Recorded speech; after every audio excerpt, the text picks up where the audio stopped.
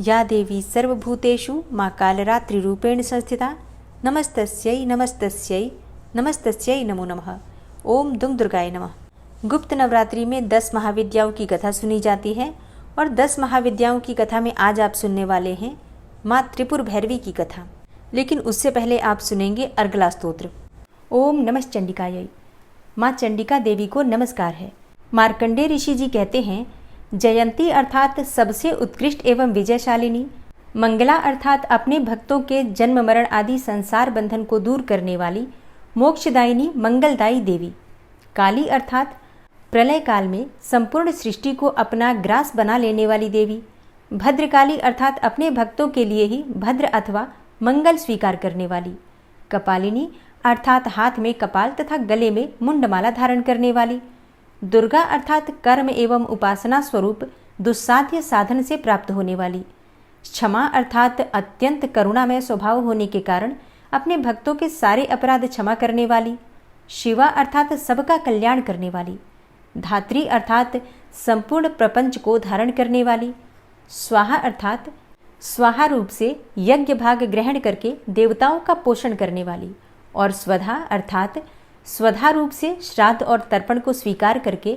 पितरों का पोषण करने वाली। इन नामों से प्रसिद्ध हे जगदम्बिके, तुम्हें मेरा नमस्कार है। हे देवी चामुंडे, तुम्हारी जय हो। संपूर्ण प्राणियों की पीड़ा हरने वाली देवी, तुम्हारी जय हो।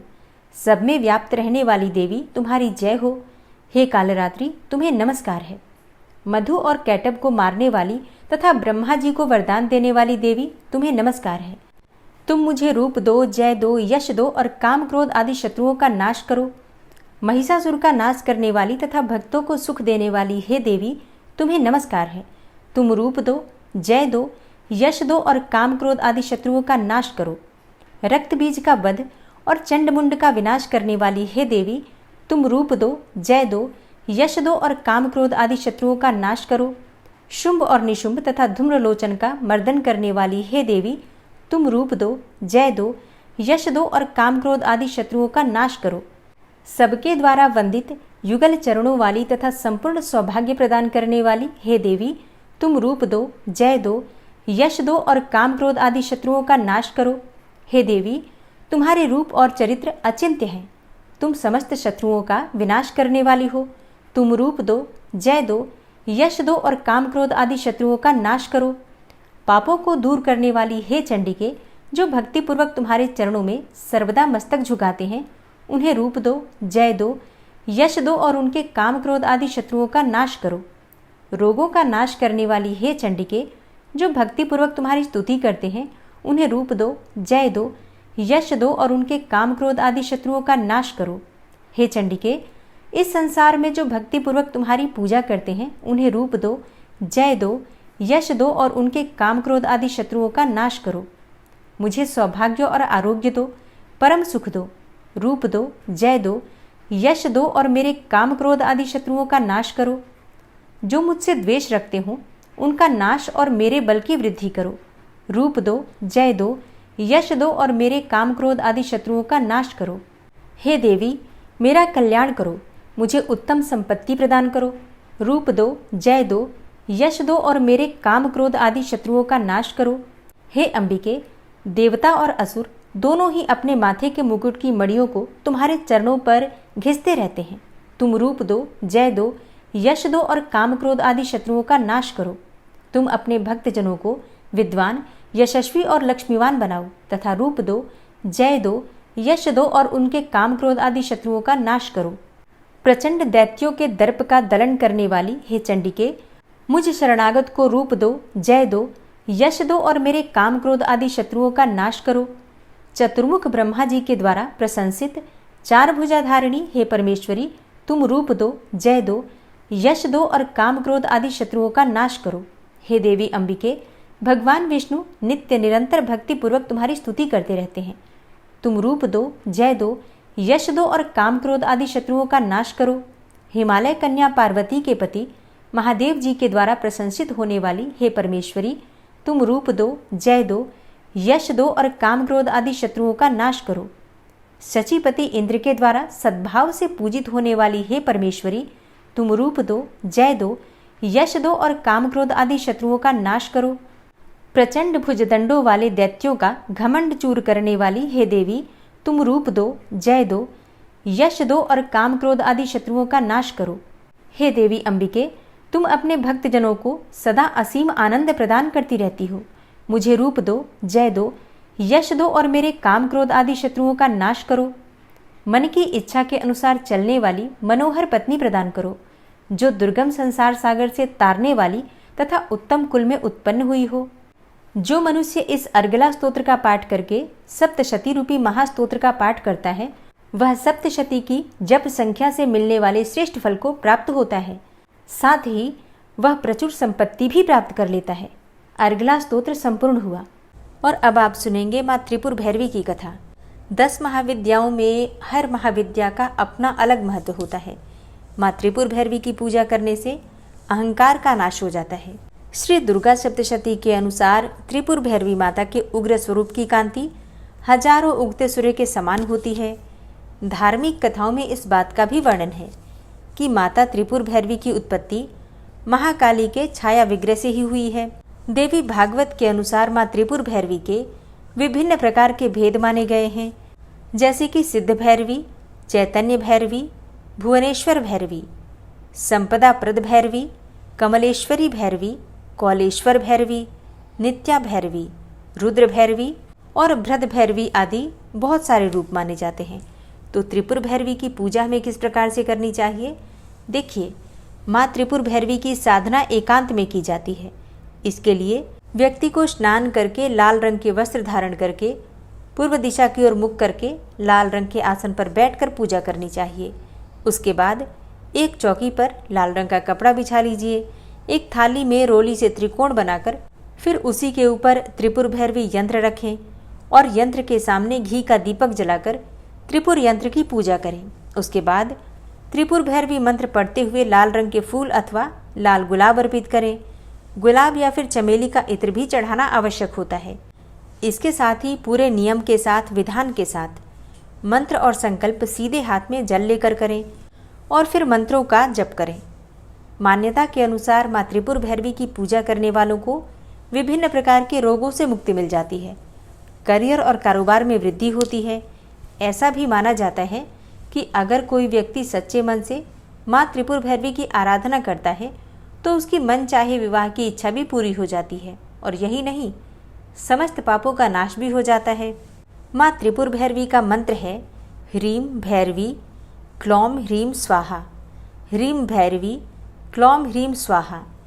माँ त्रिपुर भैरवी के इस मंत्र का जाप मूंगे की माला से 15 बार करें, मतलब कम से कम 15 बार या फिर 15 माला।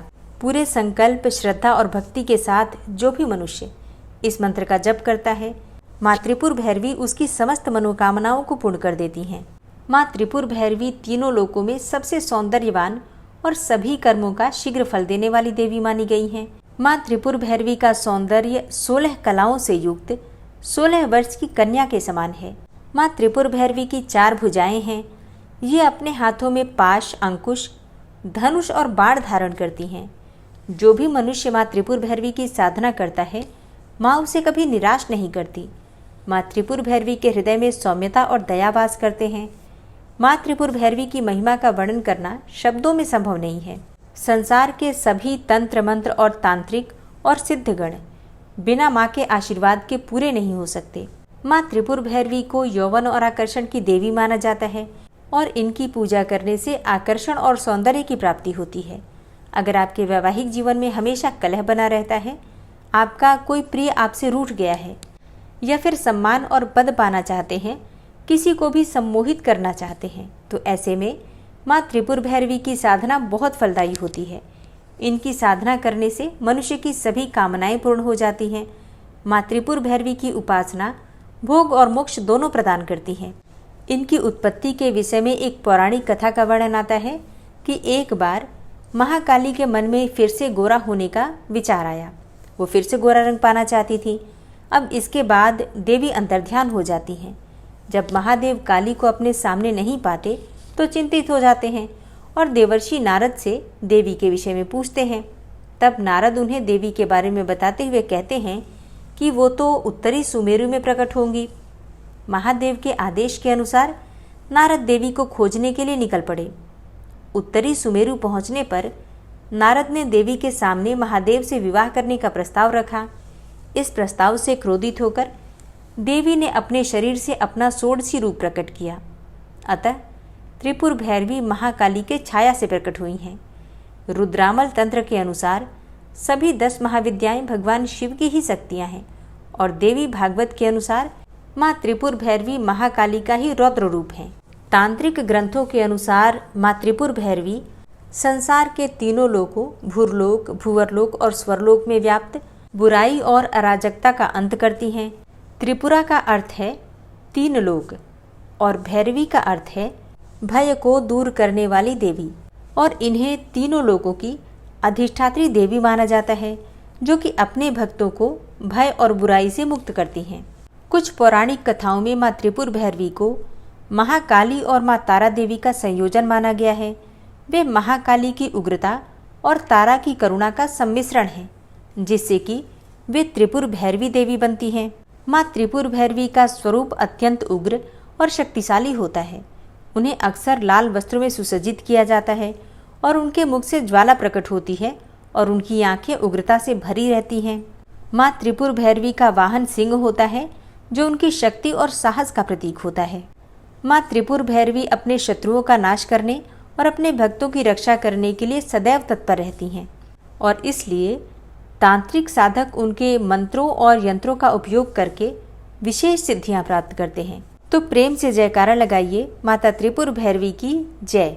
और अब आप सुनेंगे माता महाकाली की कथा। या देवी सर्वभूतेषु माँ कालरात्रि रूपेण संस्थिता नमस्तस्यै नमस्तस्यै नमस्तस्यै नमो नमः। ओम दुंग दुर्गाय नमः। नवरात्रि के 7वें दिन की आप सभी को हार्दिक शुभकामनाएं। माँ कालरात्रि की कृपा सदैव आप सभी पर बनी रहे। दोस्तों, आज की वीडियो में आप सुनेंगे माँ कालरात्रि की कथा, पूजा विधि, आरती और क्षमा प्रार्थना।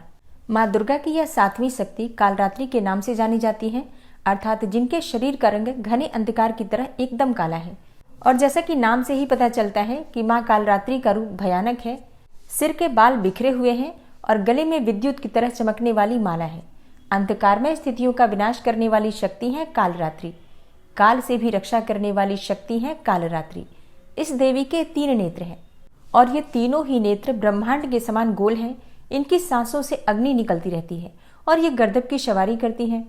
ऊपर उठे हुए दाहिने हाथ की वर मुद्रा भक्तों को वर देती है। दाहिनी ही तरफ का नीचे वाला हाथ अभय मुद्रा में है, यानी भक्तों हमेशा निडर और निर्भय रहो। बाईं तरफ के ऊपर वाले हाथ में लोहे का कांटा तथा नीचे वाले हाथ में खड्ग है। इनका रूप भले ही भयंकर हो, लेकिन ये सदैव शुभ फल देने वाली मानी गई हैं, इसलिए ये शुभंकरी कहलाती हैं। अर्थात इनसे भक्तों को किसी भी प्रकार से भयभीत या आतंकित होने की कतई आवश्यकता नहीं है। उनके साक्षात्कार से भक्त पुण्य का भागी बनता है। कालरात्रि की उपासना करने से ब्रह्मांड की सारी सिद्धियों के दरवाजे खुल जाते हैं और तमाम आसुरी शक्तियां उनके नाम के उच्चारण से ही भयभीत होकर दूर भागने लगती हैं। इसलिए दानव, दैत्य, राक्षस और भूत प्रेत सब उनके स्मरण मात्र से ही भाग जाते हैं। ये ग्रह बाधाओं को भी दूर करती हैं, जैसे शनि की 7.5 ढैया, राहु या केतु जनित पीड़ा, किसी भी प्रकार के बुरे ग्रहों की दशा से अगर आप परेशान हैं तो माँ कालरात्रि सब प्रकार के ग्रह दोषों का विनाश करती हैं और भक्तों के अग्नि, जल, जंतु, शत्रु और रात्रि भय दूर हो जाते हैं। इनकी कृपा से भक्त हर तरह के भय से मुक्त हो जाता है। पौराणिक कथा के अनुसार एक बार रक्तबीज नामक एक दैत्य ने चारों ओर हाहाकार मचा रखा था। उसके आतंक से मानव से लेकर देवता तक सभी परेशान थे। रक्तबीज को ऐसा वरदान प्राप्त था कि उसके रक्त की बूंद धरती पर गिरते ही उसी के समान एक और शक्तिशाली दैत्य तैयार हो जाएगा। फिर इस तरह उसकी सेना तैयार होती गई और उसका आतंक भी बढ़ता चला गया। रक्तबीज से परेशान होकर सभी देवतागण भगवान शिव के पास पहुंचे और भगवान शिव भी जानते थे कि रक्तबीज का अंत केवल माता पार्वती ही कर सकती हैं। इसलिए उन्होंने माता पार्वती से अनुरोध किया। तब माता पार्वती ने अपनी शक्ति और तेज से माँ कालरात्रि को उत्पन्न किया। माँ कालरात्रि का रूप रौद्र और विकराल था। गर्दभ की सवारी, काला रंग, खुले केश, गले में मुंडमाला, एक हाथ वर मुद्रा में, एक हाथ अभय मुद्रा में, एक हाथ में लोहे का कांटा और एक हाथ में खड्ग। माँ कालरात्रि ने रक्त बीज का वध करते हुए उसके शरीर से निकलने वाली रक्त के बूंद को जमीन पर गिरने से पहले ही पी लिया। और इस तरह से माँ कालरात्रि ने रक्त बीज के आतंक से मानव और देवताओं को मुक्त कराया। माँ के इस रूप को कालरात्रि और कालिका भी कहा जाता है। माँ कालरात्रि की पूजा के लिए सप्तमी तिथि के दिन प्रातःकाल जल्दी उठना चाहिए। उठकर नित्य कर्मों से निवृत्त होकर स्नान कर लीजिए। स्नान करने के बाद साफ स्वच्छ वस्त्र धारण करके माँ की आराधना करनी चाहिए। माँ कालरात्रि की पूजा में सात्विक रंगों के वस्त्र धारण किए जाते हैं, जैसे कि लाल, या फिर आप चाहे तो नीले रंग के वस्त्र भी धारण कर सकते हैं। तो स्नान करके सबसे पहले भगवान सूर्यदेव को जल अर्पित कीजिए। फिर उसके बाद अपने घर के मंदिर में आ जाइए जहाँ पर आपने माँ दुर्गा की चौकी स्थापित की है। विधि विधान से आपको माँ दुर्गा की पूजा करनी है, लेकिन इससे पहले जो भी चौकी पर देवी देवता विराजित हैं, जैसे कि कलश देवता, भगवान गणपति, नवग्रह मंडल, षोडश मातृका या फिर ज्वारे आपने बो रखे हैं, अखंड दीपक प्रज्वलित कर रखा है, तो पहले उसकी पूजा कर लीजिए। पंचोपचार विधि से धूप, दीप, अक्षत पुष्प इत्यादि ये चीजें अर्पित करके सभी देवी देवताओं की पूजा करने के बाद माँ कालरात्रि का ध्यान करके और उनके विधि विधान से पूजा कीजिए। अपने हाथ में अक्षत और पुष्प लेकर माँ कालरात्रि का ध्यान कीजिए। माँ कालरात्रि का ध्यान मंत्र है या देवी सर्वभूतेषु माँ कालरात्रि रूपेण संस्थिता नमस्तस्यै नमस्तस्यै नमस्तस्यै नमो नमः। इस मंत्र के द्वारा माँ कालरात्रि का ध्यान करके और आपके हाथ में जो सामग्री है पुष्प और अक्षत माँ के चरणों में अर्पित कर दीजिए। इसके बाद विधि विधान से आप माँ कालरात्रि की पूजा कर सकते हैं, जैसे कि धूप, दीप, अक्षत पुष्प इत्यादि जो भी आपके पास सामग्री है माँ को एक एक करके अर्पित कीजिए। माँ को आज लाल, गुड़हल और गुलाब के पुष्प अर्पित करने चाहिए। और भोग में माँ को गुड़ बहुत प्रिय है, तो गुड़ से बनी हुई मिठाइयाँ या फिर सिर्फ गुड़ भी अर्पित कर सकते हैं। इसके अलावा ऋतुफल जो भी आपके पास उपलब्ध है उनका भोग भी लगा सकते हैं।